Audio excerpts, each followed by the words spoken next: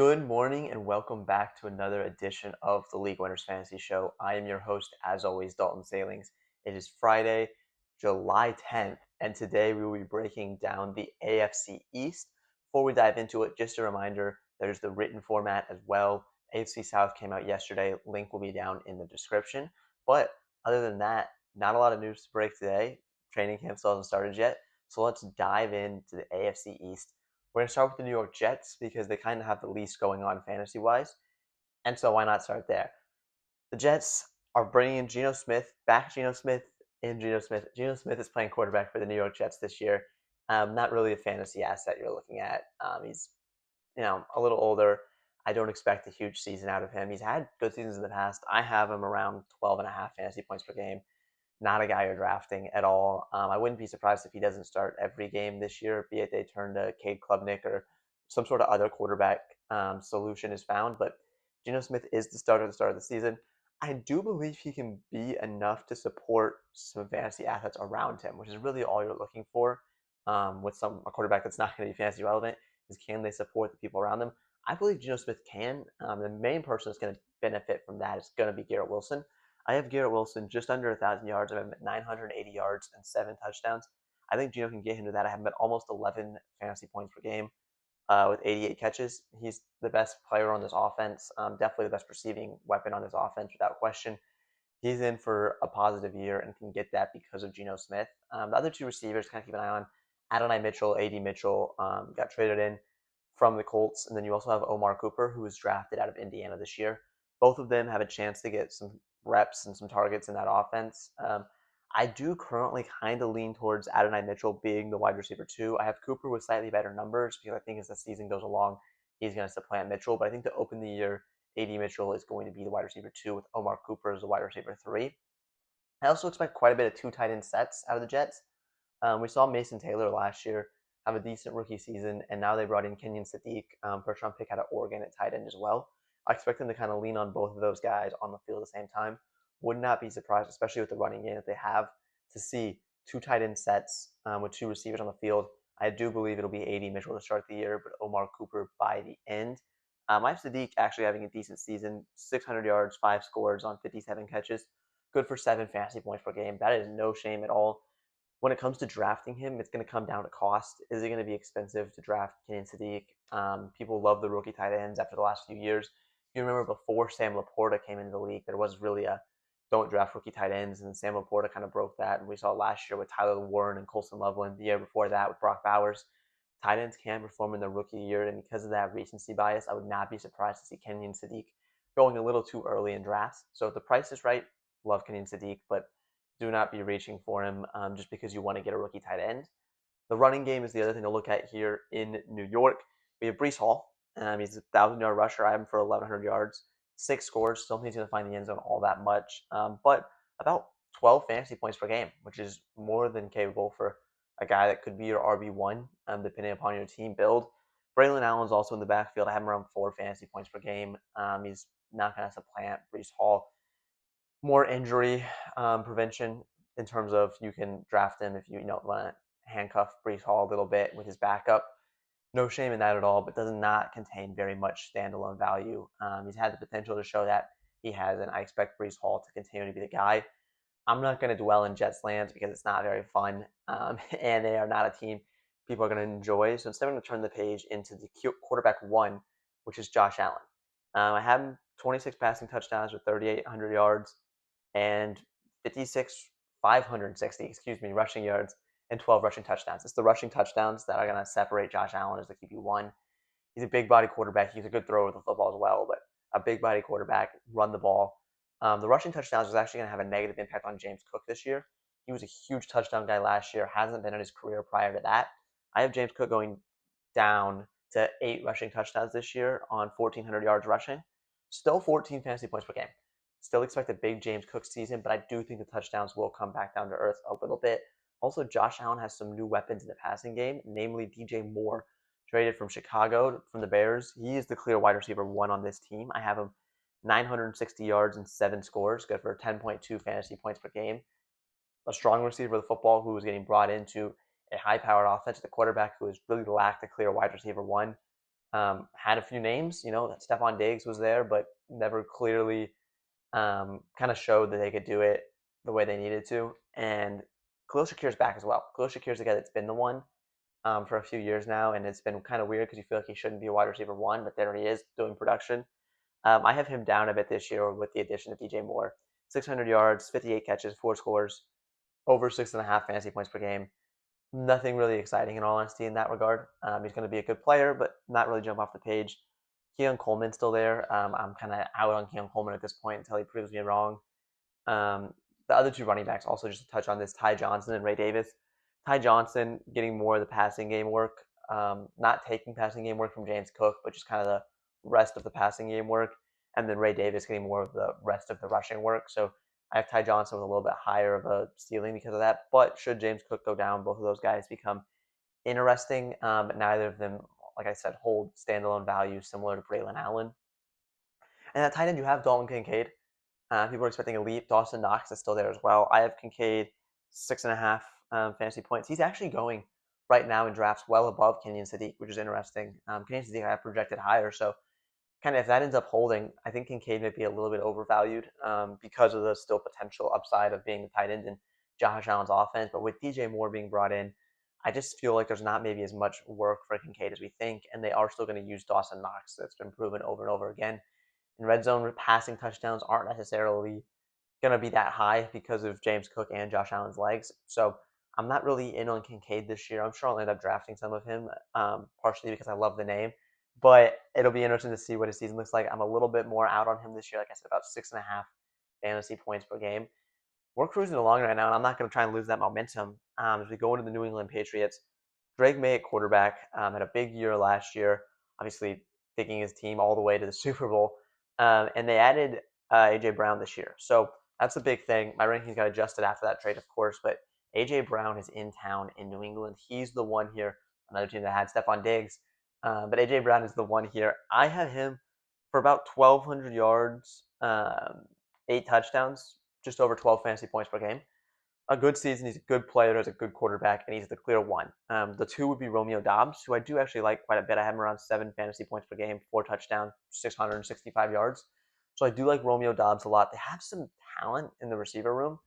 Brown is the clear guy, but they also have Kayshon Boutte, who have around just under 5 fantasy points. Matt Collins, Demario Douglas. So there's names in this receiver room to keep an eye on, as well as Hunter Henry at tight end too.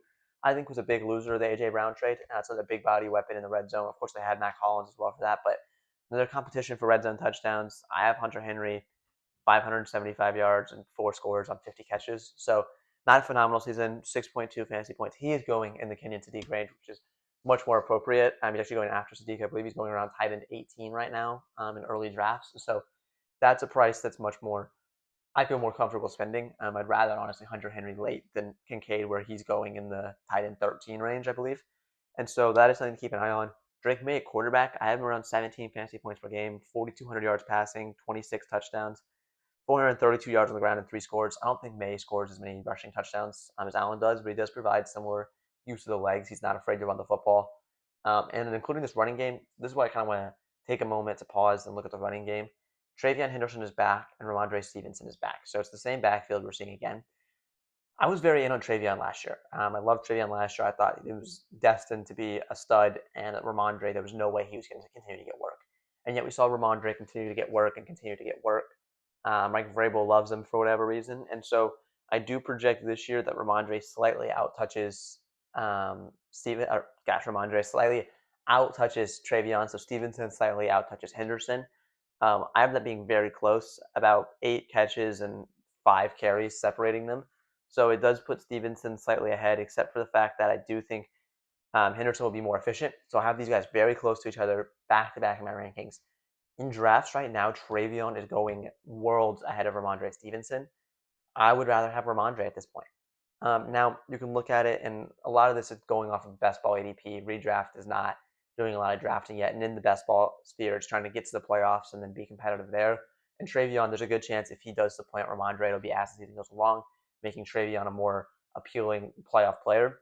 I'm going to push back against that a little bit and say, look, you got to get to the playoffs, right? You got to win your pod, go top 2, top 4, whatever it is.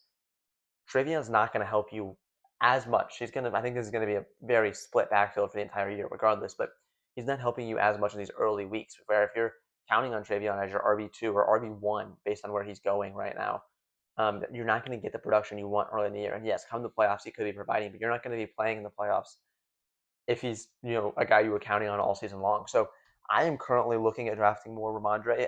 Earlier in the summer, I was looking more Travion Henderson, but right now I've been looking a lot more Ramondre Stevenson, just because I believe they provide very similar production and it's a much cheaper price tag on Ramondre Stevenson. He does go in kind of a chunk. Jalen Warren, Chuba Hubbard, Tony Pollard all kind of going in the same range as Ramondre. So there are a few veteran options there, but Ramondre is a guy who I would prefer based on the price tag. Ramondre, I have 730 yards and 6 scores. Travion, I have 800 yards and 6 scores, and then 250 yards receiving for Ramondre and 182 for Travion. So closely in production, like I said, I have Travion about zero point 0.1 points per game ahead of Ramondre, but at draft cost, I would much rather have Ramondre. Not the same ceiling, but I believe a safer floor than Travion has. I'm landing this plan with the Miami Dolphins. I'm a little embarrassed to admit it because this offense is not going to be good, but I have a lot of shares of the Dolphins offense in best ball right now. The reason for that is they're going cheap because the offense is not supposed to be good. And before I dive into the players individually, I want to talk about something that can be kind of mispriced both in best ball and in redraft. And that's a bad offense. An offense that isn't projected to be good. Now, I'm not going to say it's smart to load up on bad offenses. I'll tell you about Cleveland's, kind of just avoiding the offense if you didn't want Quinshawn or Fannin because it's not worth, drafting out of a bad offense just to draft. But if talent and price tag don't align, I think that's a good spot to take advantage, and I believe that's happening in Miami. Devon Achane at running back, I'm going to start with him. I have him projected very highly this year. 1,100 yards and 7 touchdowns on the ground, and almost 700 yards receiving on 85 catches. I think he is going to be a workhorse, not even with the carries. I'm with 220 carries, which falls in, a good number of carries, don't get me wrong, but about 60 carries behind James Cook, 30 carries behind Breece Hall. So not a, workhorse on the ground, but I have him getting 110 targets. I'm going to run through some of the names in the wide receiver room here in a minute, and you're going to see why I'm saying that. But I think Achane has a receiving upside that is unmatched by the running backs this year. Malik Willis is in at quarterback. He's not afraid to hit the running back. Achane is going right now in the later second round pick. He's a second round pick right now. Let me not try and guess which running back he is, but he's a second round pick right now, going ahead of Chase Brown and Derrick Henry, behind Kenneth Walker, behind James Cook, Ashton Jeanty, Omar and Hampton. I like him more than all of those guys. I like him more than Jonathan Taylor. I like him more than Christian McCaffrey. I think Achane has a ceiling that is unmatched, and even if the offense isn't scoring points, he's going to get the football. He's a receiving threat. It doesn't matter if Miami's trailing in every game this year. He's a receiving threat out of the backfield. He could get split out wide and play in the slot if he wanted to. Achane is that talented. Health is a question. Small running back, there's always the question of health. But if he stays healthy, I project a huge season from Achane. I think he could be a league winner in terms of being your RB2. You're over the moon. If he's your RB1 in the second round, you can pair him with a guy like Amon-Ra St. Brown, CeeDee Lamb, Justin Jefferson, something like that. He can be phenomenal as an RB1 as well. Jalen Wright and Ollie Gordon, the other two backs, I'm not looking at either of them because they don't offer the same receiving upside. I don't think either of them see too many targets, and Achane's not going to come off the field on third downs very often. They could take some rushing game work, but I don't think in this Dolphins offense that's very appealing. The wide receiver room, Malik Washington, Jalen Tolbert, Caleb Douglas, the rookie, Greg Dulcich is a tight end. It's not you're not going to see these people on any sort of list of top players anywhere. They're not going to make the Pro Bowl. They're not going to have accolades. And yet, Malik Washington is my most exposed player in best ball right now. Malik Washington is the latest drafted wide receiver one on a team. There's no guarantee he'll be the wide receiver one. I didn't even mention Chris Bell, who's there as well. But I'm currently projecting Malik Washington to be the wide receiver one on this team. I have him for 94 targets. He's the latest drafted wide receiver one on a team. Now, to me, that is a safe play-ish. There are other teams that have receivers going earlier. The Browns, Casey Conception goes way too early. Teams like that with bad offenses where the players go a little earlier than you think. Malik Washington is on an incredibly discounted price tag. I'm drafting him typically as my wide receiver 6, my wide receiver 7, my wide receiver 8 on a team, and he's potentially the one on his team. I don't care if this offense is bad. We'll get to the quarterback in a second, but I will take that share. I don't need him to be a top 3 wide receiver on my team every week, but if he is, I'm winning some of these best ball leagues because he is just doesn't have to be the most talented. It's a discount on a guy that should see targets. Now, I've seen numbers put out about the latest drafted wide receiver one, how they often end up being a bust. They're not the wide receiver one we think they are. They end up not producing. They end up blah blah blah blah blah. I'm aware of that fact. But man, when the price tag is this discounted, it's either you're taking the wide receiver one or a wide receiver three for a team. I'll take the shot that Malik Washington is the wide receiver one in Miami over drafting somebody who it's like, okay, Ryan Flournoy is going to break out as the third receiver in Dallas. I'm not going to play that game. I would rather have the guy who has a path at least instead of, oh, I'm counting on Dak Prescott supporting three fantasy relevant wide receivers. Now, in his actual numbers, I do have Washington for about 65 catches, 500 yards, and 4 scores. That's 6.5 fantasy points per game. That's lower than I have Romeo Doubs, the two in New England. And that's fine. I'm taking Romeo Doubs over Malik Washington, but man, let's just say the Dolphins' offense is slightly overperformed. So let's say there's a few more touchdowns to go around. Malik Washington becomes a huge upside player. There's going to be weeks where he can produce as the wide receiver one. I think he's going to have a big boom or bust thing in a bad offense, but I've drafted a lot of Malik Washington. I do view right now Jalen Tolbert as the 2, Caleb Douglas as the 3, and then Chris Bell as the 4. That is more than likely to change as training camp rolls around and we see who's actually running with the 1s. But right now, that's the way I view it. Malik Washington's the only one I'm drafting because he's the only one I see a path towards being productive. Greg Dulcich at tight end, a lot of positive buzz coming out right now about his rapport with Malik Willis and a positive, OTA session and things like that. I've predicted about 5.5 fantasy points per game. He's going very late in drafts. He's like one of the last tight ends off the board. He's going around Pat Freiermuth. I don't mind that. A little upside shot, tight end 3. Who cares, right? You're not drafting him if you're drafting 2 tight ends, in my opinion. And in redraft, I don't know that it's necessarily worth it. But we saw production out of Darren Waller in Miami last year, tight end. So we'll see what happens. If you want to take a stab on him as your last pick, that's totally fair. He should go undrafted and end up on waivers in redraft leagues, and you can take advantage of it there. Malik Willis at quarterback, I have him just under 4,000 yards passing. Malik Willis is going as the QB 21 right now, I believe. He's going right ahead of Cam Ward. I have him about 4,000 yards, 19 touchdowns. The touchdowns is really the limiting factor. I don't see this Dolphins team scoring a lot of points. I don't see how they're going to score a lot of points. I'm aware of the fact that this isn't the high-scoring offense. That's okay, in my opinion. I think you're going to still get production. I also have 390 yards rushing and 6 touchdowns on the ground for Malik Willis, which I think is where he gets his fantasy relevance. I'm about 16.3 fantasy points per game. I think he's going to have most of his relevance come on the ground. I think he's going to get the ball to Achane short, and Achane's going to do after the catch stuff.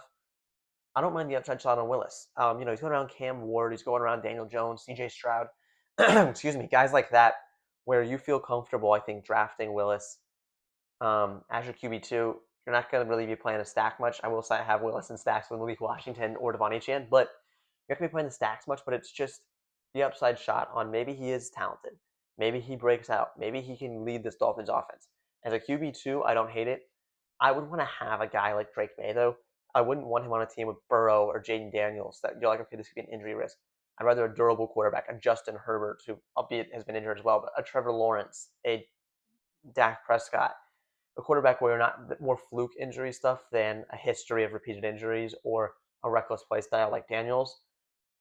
I would then not mind having Malik Willis as my 2, where I'm saying, okay, I will only need to play him on a bye week, or if he breaks out, I can feel comfortable putting him in. That's where I would draft Malik Willis. And yeah, like I said, I've drafted a lot of this Dolphins offense in best ball drafts so far. I'm taking advantage of what I feel like is this kind of price tag. I think it'll kind of get a little bit more expensive as training camp rolls around and there's some positive reports out of camp about these guys. But that's just the way I see it. That's my breakdown of the AFC East. Tomorrow we will have the AFC East article coming out. I'm very excited about that. If you haven't had a chance to check out the articles, like I said, link will be in the description. Check those out. But thank you very much for tuning in today. Please leave any questions you have in the comments, and I will see you guys next week.